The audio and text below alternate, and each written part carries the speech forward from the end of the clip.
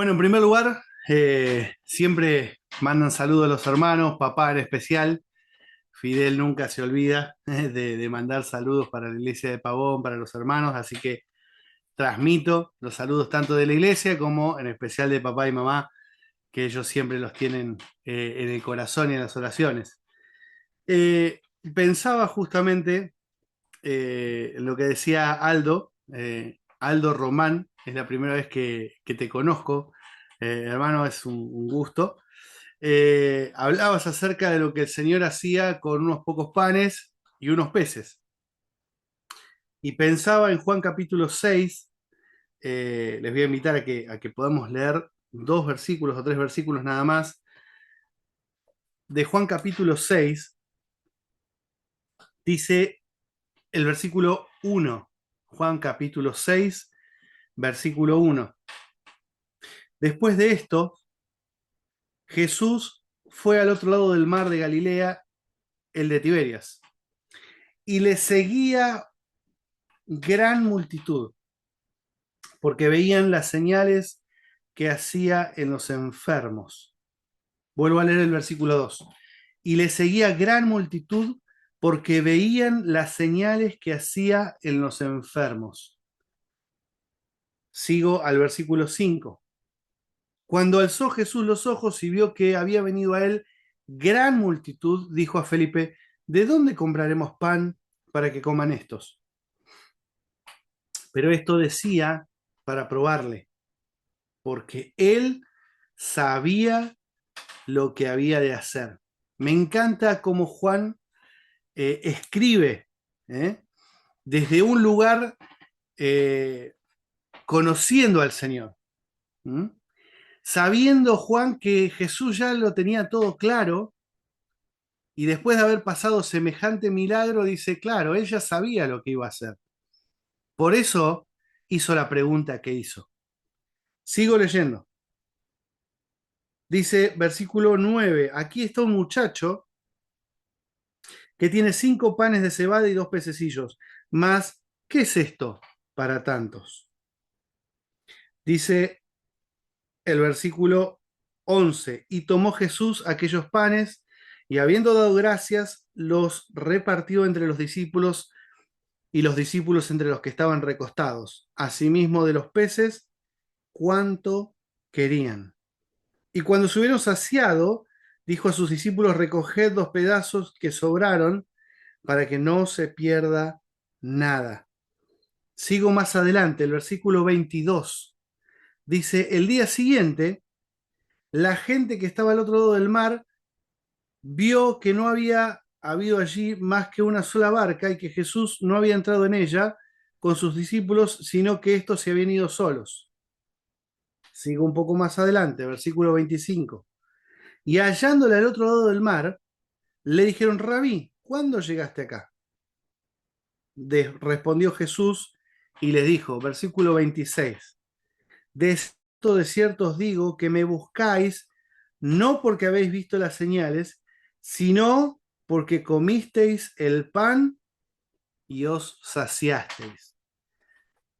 Hasta ahí nomás en la palabra de Dios. Pensaba una especie de título o si le querés llamar la reflexión, ¿no es cierto?, que vamos a hacer hoy, o la que estamos charlando en el día de hoy. ¿Cuál es el Dios que buscas? ¿O qué Dios buscas? ¿Mm? Jesús le pregunta a sus discípulos en un momento determinado, ¿quién dice la gente que soy yo? Pero en este caso, ¿qué Dios estás buscando? Como creyente, como hijo de Dios, nosotros deberíamos buscar ser igual al Señor Jesús, pensar como Él, actuar como Él, hablar como Él, movernos como Él. De hecho, la palabra de Dios dice que nosotros debemos llegar a la estatura de la plenitud, a un varón perfecto, ¿no es cierto? A la medida de la estatura de la plenitud de Cristo. O sea que nosotros deberíamos buscar parecernos al Señor Jesús. Ahora, dentro de nuestras vidas, de nuestro trajín diario, dentro de lo que es eh, la vida que nosotros llevamos. ¿Mm? Algunos tal vez están jubilados por ahí, algunos trabajan activamente, algunos trabajan 8 horas, otros trabajan 12 horas, otros trabajan 6 horas, no lo sé. Pero dentro de todo el día que nosotros vivimos, elegimos constantemente qué tipo o qué Dios es al cual nosotros seguimos. ¿Por qué digo esto? Miren, hay una canción que me encantó cuando la escuché, es de Marcos Vidal. Escuché un pedacito y me encanta la letra. Dice, no quiero ser de los 5.000 que recibieron el milagro. Prefiero ser de los 12 que juntaron los pedazos. ¿Escuchaste bien? Dice, no quiero ser de los 5.000 que recibieron el milagro. Prefiero ser de los 12 que juntaron los pedazos. Fíjate una cosa, en los versículos anteriores, el Señor ve una multitud que le sigue por una causa. ¿Mm? Me encanta esto. Dice, eh, versículo 2 del capítulo 6, y le seguía una gran multitud porque veían las señales que hacía en los enfermos. No venían a escuchar su palabra, no venían a conocer al Señor íntimamente, sino que venían por una causa, por algo puntual. Tal vez tenían necesidades de una sanidad de alguna enfermedad. ¿Eh? Hoy por hoy, digamos, escuchaba hermanos que están pasando por dolencias, por dificultades. En la iglesia nosotros también, bueno, particularmente, ustedes saben que en el caso nuestro, por ejemplo, mamá tiene la enfermedad de Parkinson, papá sufre con el tema de su vista porque ve de un solo lado, y del lado que ve no ve al 100%, sino que ve poco. eh, y cada cosa es como que merma un poquito más las ganas, ¿no es cierto?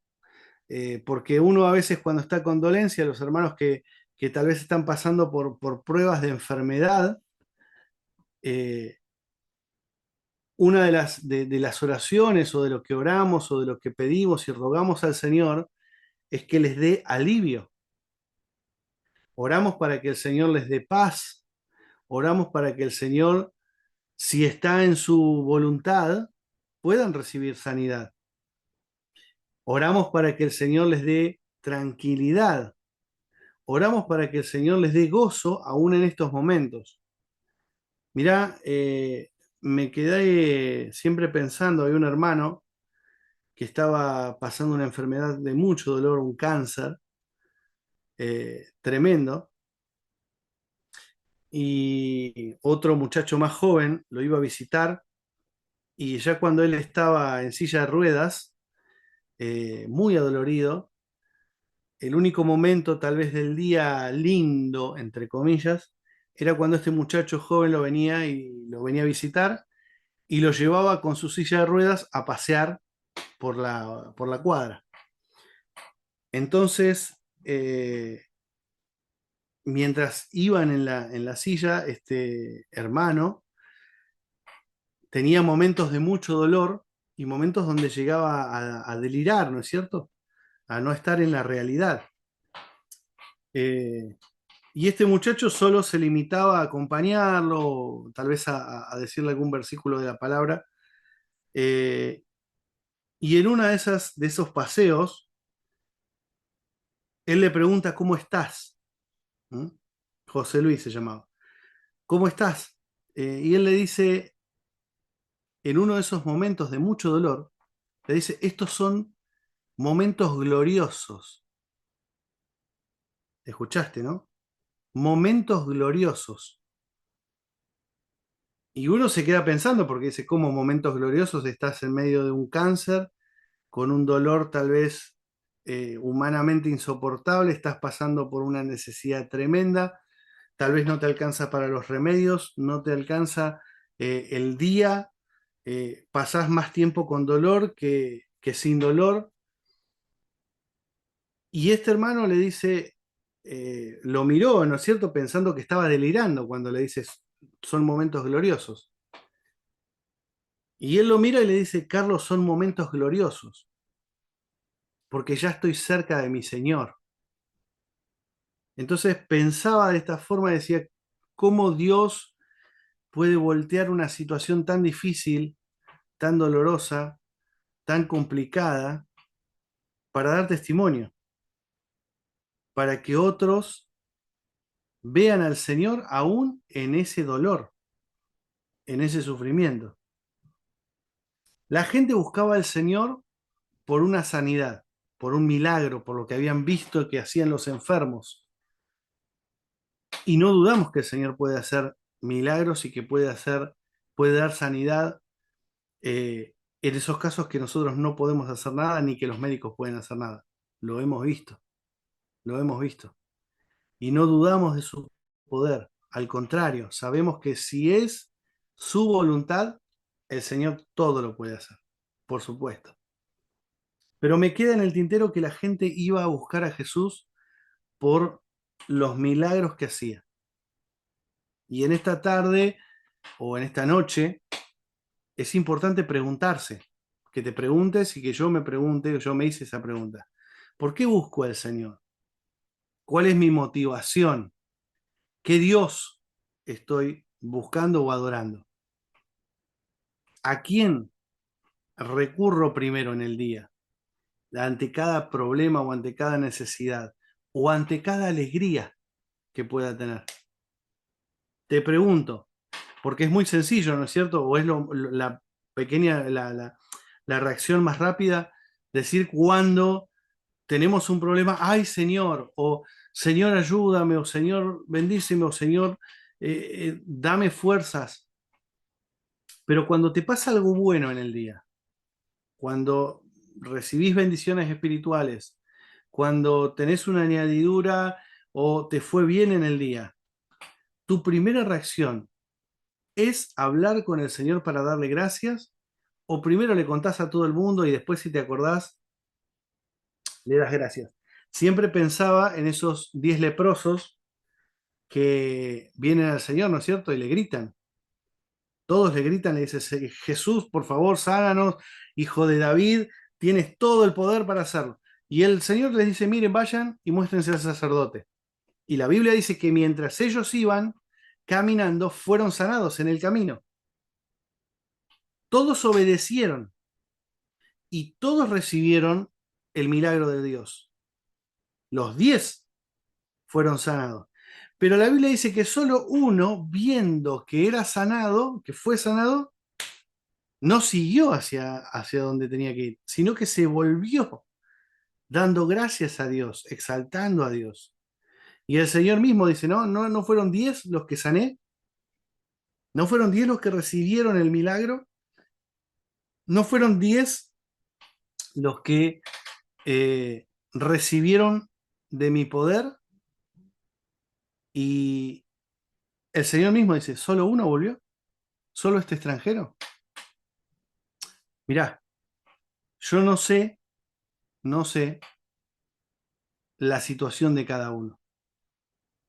Lo que sí sé, lo que sí sé es que estemos como estemos, tenemos que ser ese leproso que volvió. Porque si el Señor nos da la sanidad o el Señor nos da lo que le estamos pidiendo, debemos ser agradecidos. Pero si el Señor no nos da lo que le estamos pidiendo, la Biblia dice, dad gracias no en lo que te va bien, no en lo que te gusta solamente. Dice, dad gracias en todo. ¿Por qué? ¿Por qué? Porque esta es la voluntad de Dios para con nosotros, dice en Cristo Jesús. Es muy difícil dar gracias en todo. No me sale a mí, ¿eh? A mí no me sale dar gracias en todo. Es muy difícil, pero deberíamos poder hacerlo, deberíamos parecernos al Señor y justamente dar gracias aún en los momentos difíciles que vivimos. Sigo. Esta gente buscaba al Señor por un milagro, por lo que habían visto, porque lo que había visto que hacía con los enfermos. Bueno, como el Señor hace cosas con los enfermos, algo nos va a hacer acá y venimos a escucharle y Jesús mira y dice, hay un montón de gente. Y a nosotros, que somos parte de la familia de Dios, somos hijos de Dios. ¿Mm? ¿Cuántas veces nos vemos desbordados por las actividades de la iglesia? Nos vemos desbordados porque vino más gente de la que pensamos, o no vino tanta gente como pensábamos. Y ese día decimos, bueno, ay, nosotros pensábamos hacer de tal o de cual manera y ahora todo cambió, cambió el plan. ¿Qué hacemos? Y a veces nos ha pasado a nosotros también en Mansilla, nos ahogamos en un vaso de agua. ¿Mm? Vino más gente de lo que pensamos. Y a mí me encanta esto, el Señor le dice, ¿cómo vamos a hacer para darles de comer a esta gente? Y a nosotros nos pregunta, ¿cómo pensás hacer? Pero lo interesante es esto, que Juan escribe, dice, el Señor ya sabía, Jesús ya sabía lo que iba a hacer. Los que no sabían eran los discípulos. ¿Te das cuenta? ¿Eso qué quiere decir? Que nosotros podemos a veces ahogarnos en un vaso de agua, decir qué hacemos, cómo lo hacemos, y lo único que tenemos que hacer es recurrir al Señor. Señor, nosotros no sabemos. No tenemos suficiente comida para toda la gente que vino, pero confiamos en que lo vas a hacer vos. Señor, lo más importante es la palabra. A veces nos preocupamos si le vamos a dar un sándwich o le vamos a dar un alfajor o si le vamos a dar un souvenir o si le vamos a dar, no sé, un café o... Y no nos preocupamos tanto de la palabra. La palabra de Dios es el centro. El Señor es el centro. Todo lo demás son accesorios. Me encanta esto. El Señor dice, bueno, ¿qué tienen ustedes? Y ahí Pedro aparece y dice, mira, eh, dice de esta manera, perdón, Andrés es el que dice, Señor, acá hay un chico que tiene 5 panes y unos pececillos. No es nada para toda esta gente. No hay problema, dice Jesús. El Señor da gracias, hace recostar a la gente y esto me encanta porque a veces uno está nervioso, ¿no es cierto? No sé si alguna vez les ha pasado, pero yo cuando estoy nervioso empiezo a caminar, empiezo a dar vueltas, voy de una punta a la otra. Entonces, mi nerviosismo se contagia a otros. Y el Señor hace algo más interesante. Dice, no, no, manden a toda la gente que se recueste, que se recueste, en grupos, pero que se recuesten, que se sienten. Y eso me habla justamente de que el Señor a mí me dice, tenés que estar tranquilo, porque no lo vas a hacer vos, sino que lo voy a hacer yo. El Señor les da de comer, no le dan de comer los pastores de la iglesia o el ministerio de la escuela dominical o los del grupo de alabanza. El Señor es el que provee. El Señor es el que da el alimento. Los discípulos solamente son los vehículos, son aquellos que reparten lo que el Señor les está dando. No generaron los discípulos el alimento. No multiplicaron los discípulos el alimento. Solo repartieron lo que Dios les dio.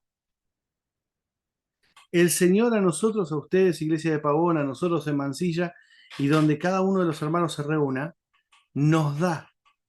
Solo nosotros debemos repartir lo que Él nos da, porque no es nuestro, es de Él. Y me gusta esto, porque les mencionaba la canción, porque comen y reciben ese milagro 5.000 personas, ¿m? Sin contar las mujeres y los niños, dice. Pero reciben ese milagro, comen, se sacian y vuelven a buscar a Jesús. ¿Por qué? Dice el versículo 26, el Señor les dice, ustedes me buscan porque habéis, no por las señales, sino porque comiste del pan y te saciaste. Venís solamente, a nosotros nos pasaba en la escuela dominical, por el té con leche y el pan con manteca. ¿Mm? A vos, a ustedes les debe pasar también. Hay personas que van solamente por la comida, porque la iglesia los alimenta. ¿Mm? Y no han tenido un encuentro con el Señor. Eso no significa que les cortemos el pan y la leche. No, no va por ahí. Pero son personas que solamente buscan a Dios por una necesidad física, por una necesidad económica, por una necesidad social. No buscan al Señor por quien es y por lo que Él puede hacer en la vida de ellos, sino simplemente buscan saciar el hambre de hoy. Mañana vuelvo. Mañana vuelvo a buscar más.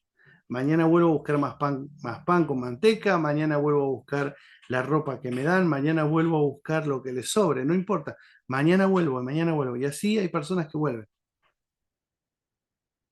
Claro, nosotros hay un ministerio que se llama Abrigo de Fe, que es básicamente ropa, ¿no es cierto?, que se va entregando. Y hay personas que vuelven muchas veces. Y uno dice, ¿realmente necesitarán la ropa o tendrán una feria americana? Uno no sabe, pero ¿sabés qué? El Señor sí lo sabe. Nosotros solamente cumplimos con lo que el Señor nos da, repartirlo.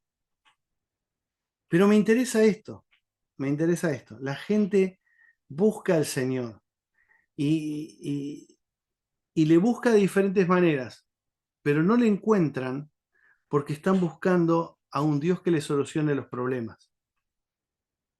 Y muchas veces ese error es eh, avalado por nosotros, porque desde el púlpito o desde nuestra forma de hablar y de comunicar el Evangelio le decimos, vení que Dios va a solucionar tu vida.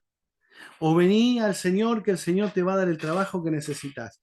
O vení al Señor y el Señor va a hacer que dejes de pelear con tu esposa o con tu esposo, o va a hacer que tu hijo vuelva de las drogas, o va a hacer que tengas un mejor trabajo. Y nos equivocamos en el mensaje. Estamos predicando un mensaje que Jesús no predicó. El Señor, cuando miró la multitud, dice la Biblia que tuvo compasión de ellos porque eran como ovejas que no tenían pastor. El Señor se puso en el lugar de buen pastor y dijo, el buen pastor su vida da por las ovejas. El Evangelio no es la solución, no es que no plantea la solución de los problemas terrenales. El Evangelio plantea la solución a un problema que es eterno y que es justamente la salvación del alma. Luego, después viene todo lo demás y el Señor puede hacer todo lo que imaginemos y más.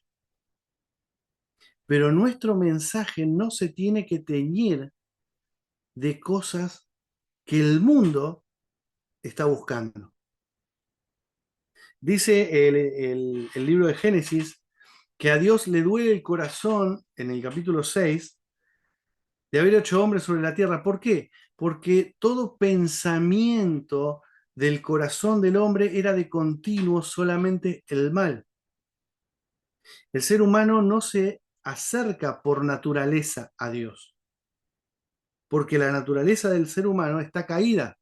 La naturaleza del ser humano es el pecado y es la búsqueda continua del pecado. Entonces el ser humano lo único que quiere es solucionar sus problemas de hoy. Mañana vemos. Mañana vemos. Y así se va acumulando la deuda delante de Dios. Voy terminando con esto. Hay personas que tienen tarjetas de crédito. ¿Mm? ¿Tenés tarjeta de crédito? ¿O tuviste tarjeta de crédito alguna vez? Qué gran tema tener tarjetas de crédito. ¿Mm? Si uno no sabe manejar la tarjeta de crédito te da un poder, entre comillas, que es tener hoy, ¿eh?, cosas o elementos que podés comprar y pagar después en cuotas. ¿Está bien? Que pueden tener o no interés. Pero vos decís, bueno, hoy compré un televisor, viste que está el Black Friday y el Cyber Monday y todas esas cosas, donde en realidad te aumentan el precio para ponerte un descuento y te queda el mismo precio que estaba antes. Pero bueno, uno compra y dice en 12 cuotas, es fácil de pagar. En 12 cuotas, no sé, de 60.000 pesos. Buenísimo. Y tengo un televisor gigante. Y uno como pudo comprar eso dice, bueno, listo, ahora voy a comprar un placar y voy a comprar una cama y voy a comprarme esto y voy a comprarme aquello. Y después resulta que cuando llega el resumen de la tarjeta de crédito, en vez de venir 60 o 70 o 100.000 pesos, vienen 900.000 pesos. O viene 1.000.000 de pesos. ¿Y cuánto cobras vos? 850.000. Chao, perdiste. Entonces empezás a pagar el mínimo de la tarjeta y la deuda empieza a crecer, ¿no es cierto? Y se empieza a poner incontrolable. Cada vez crece más y cada vez crece más. Y llega un momento donde estás inhabilitado. ¿Por qué? Porque la deuda creció mucho. Así es, así es el pecado en la vida del hombre. La deuda con Dios no baja, se acrecenta cada vez más y cada vez más. ¿Por qué? Porque el corazón del hombre tiene solamente un objetivo, el mal, alejarse de Dios. Entonces la deuda solamente crece hasta que el ser humano se encuentra con Jesús, conoce la realidad del Evangelio, entiende que a Jesús le traspasaron las manos y los pies por amor al pecador.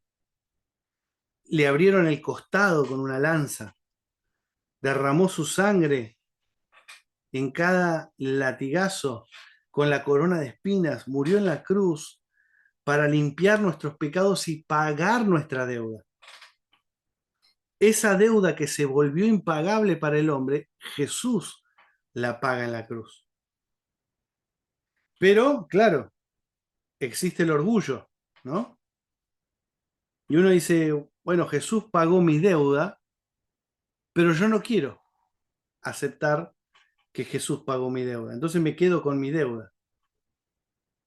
La palabra de Dios dice que está establecido para los hombres que mueran una sola vez y después de esto, el juicio.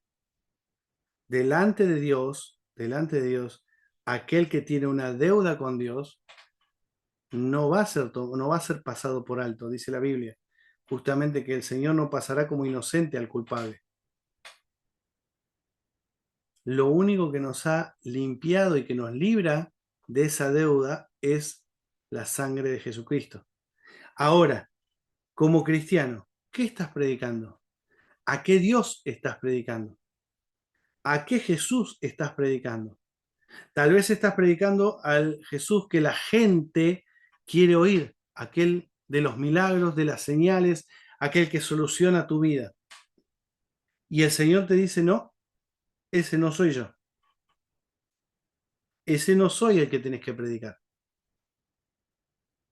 Esa gente me está siguiendo solamente por los milagros. Y el propósito es más grande que eso. Por eso en esta noche, como hijo de Dios, como hija de Dios, te invito a que puedas reflexionar y que puedas predicar el Evangelio de una forma clara, concisa, con poder, que sea una forma de predicar el Evangelio con tu vida, que la gente pueda leer, o sea, que la gente pueda leer tu vida, pueda verte y decir, yo quiero lo mismo que tenés vos. Quiero conocer a ese Dios que vos predicás, no el que escucho por la tele, en YouTube y todo eso, sino ese que vos me estás hablando. Porque mucha gente te va a decir, yo nunca escuché acerca de Dios de la forma que me estás hablando. Por eso tanta gente va a la iglesia, después se decepciona, se va para otro lado, se van de otro lado y así están dando vueltas. Porque están buscando un Dios que no es el Dios de la Biblia. Están buscando cosas materiales. Y como dice la palabra de Dios, no hay que hacer tesoros en la tierra. Dice, por donde la polilla, el orín lo corrompen, donde es algo que se va a quedar acá. Dice, más bien hagan tesoros en el cielo, donde no hay nada que lo pueda corromper. Que el Señor les bendiga, que el Señor nos bendiga, nos ayude y podamos aplicar esto en nuestra vida, que podamos realmente predicar un evangelio veraz, que podamos predicar al Dios que lo que quiere es salvar a las personas que se están perdiendo, que podamos predicar al Jesús de la Biblia, que podamos predicar con nuestra vida al Señor. Que el Señor les bendiga.